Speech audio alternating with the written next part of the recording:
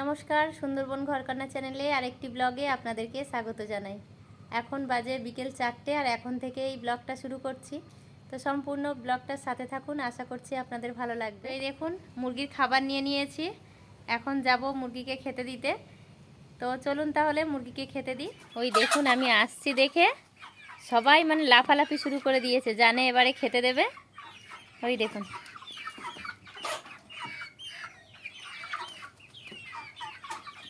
নিজেরাই মারপিট করা শুরু করে দিয়েছে। তো চলুন ভিতরে যাই। ওই দেখুন, এই চল চল চল চল চল চল চল। সব খাবার খাওয়ার জন্য দৌড়াদৌড়ি লাগিয়ে দিয়েছে। এই দেখুন আমি যেদিকে যাচ্ছি ওরা আমাকে টার্গেট করে আছে।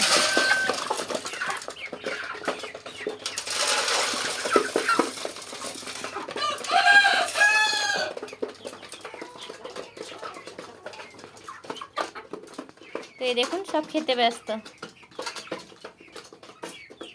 একটা হপার ফাঁকা পড়ে আছে, তবু ওখানে খাচ্ছে না, এইখানে সবাই খাচ্ছে সব। দেখুন এদের মধ্যেও হিংসা আছে। দেখুন কেউ দেখুন দুটো হপারেই কিন্তু খেতে দিয়েছি, একটা হপারেই ওদের ভিড় লেগে গেছে খাওয়ার জন্য।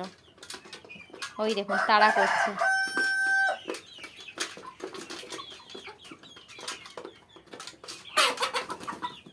দেখেছেন ভয়ে ভয়ে কেউ খেতে চাইছে। এদের মধ্যে এত কামড়াকামড়ি করে যে ভয়ে ভয়ে দেখুন কেউ কেউ ভয়ে ভয়ে দূরে দূরে আছে। ওই দেখেছেন যেগুলো একটু ছোটো মতো ওইগুলোই ভয় পায়, আর একটু বড় যেগুলো সেগুলো শুধু ওদের তাড়া করে।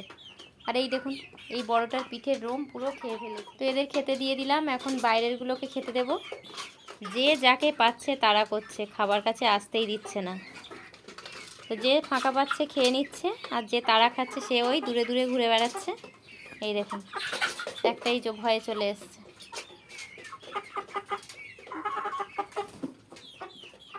এই দেখুন এদেরকে একটু আলাদা করে খেতে দিয়েছি, তা না হলে ও একসাথে খেতে দিলে তো এদের একদম খেতে দেয় না। এই দেখুন এরা তিনজনে আলাদা খাচ্ছে, আর ওই দেখুন ওখানে সব কটা খাচ্ছে। একসাথে খেতে দিলে শুধু মারপিট করে আর খাবার একেবারে ছড়িয়ে দেয়, এদেরকে তো একদম খেতে দেয় না। তো এই দেখুন কয়েকদিন আগে যেসব ছোট্ট ছোট্ট বাচ্চাগুলো ফুটেছিল সেগুলো কত বড় বড় হয়ে গেছে। আজকে 6-7 দিন মতো বয়স হবে, আর দেখুন কত বড় বড় হয়ে গেছে।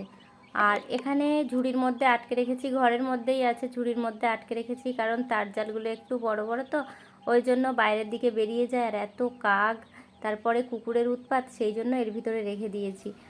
আর মুরগি ঘরের বিকেলের সারা রাতের মতো কাজকর্ম সারা হয়ে গেল আমার। এখন চলে এসেছি বিকালে জামা কাপড় তুলতে। তো এই সকালে এই জামা কাপড়গুলো কাচা হয়েছিল, আর আজকে সারা দিন ভালোই রৌদ্র দিয়েছে। তো জামা কাপড়গুলো গুছিয়ে রেখে এসে এখন উঠোনটা ঝাড় দিয়ে নেব। ঘর বারান্দাগুলো আগে ঝাড় দিয়ে নিয়েছি, আর এখন এই উঠোনটা ঝাড় দিয়ে নেব। তো যখন বৃষ্টি হয় তখন তো আর ঝাড় দেওয়া থাকে না, একটু স্নানের হাতে যদি পাতা টাতা পড়ে তখনই একটু ঝাড় দেওয়া হয়, আর তা না হলে এরকম বিকেলবেলা একটু ঝাড় দিয়ে নিই, আর সকালবেলাতেও ঝাড় দেওয়া হয়। আর কয়েকদিন বৃষ্টি হচ্ছিল বলে ওই জন্য চারিদিকে রাস্তাগুলো ঝাড় দেওয়া হয়নি। এখন তো আর উঠোন নেই, চারিদিকে শুধু রাস্তা। আর এখন তো ওই বাগানের জন্য ছেড়ে দেওয়া হয়েছে, আর শুধু এই ঢালাই রাস্তা করে দিয়েছে, এইটুকু একটু ঝাড় দেওয়া।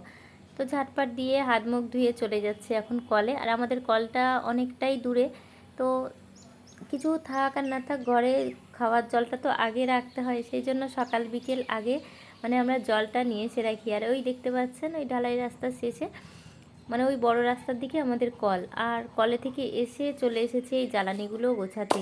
তো কয়েকদিন ধরে বৃষ্টিতে ভিজছিল, আর বললাম ওই শুকনো ছিল, কিন্তু বৃষ্টিতে একদম পাতাগুলো পচে গেছে। ধরছি একা একাই পাতাগুলো ভেঙে যাচ্ছে, সেই জন্য এরকম ছোট ছোট করে কেটে আর ভাবছি তুলে রাখবো, সেই জন্যই কাটতে বসলাম। আর দেখুন বাড়িতে কারা আসছে। এখন আর এই জ্বালানিগুলো কাটা হবে না, তো এভাবেই থাক, পরের দিন কাটবো। আর দেখুন কারা আসছে, তো মামনকে নিতে আসছে ওর জামাই আর বনু। তো মামনের যেহেতু দুদিন ছুটি, চলে আসো চলে আসো। ছোনা মাথা একা একা মামা বাড়ি চলে আসছে। চলো চলো চলো চলো চলো। বাবা ঘড়ি পড়েছে আবার। কেন চলে যাবে? হ্যাঁ তুমি আবে না। তুমি চারটা দিলে ওটা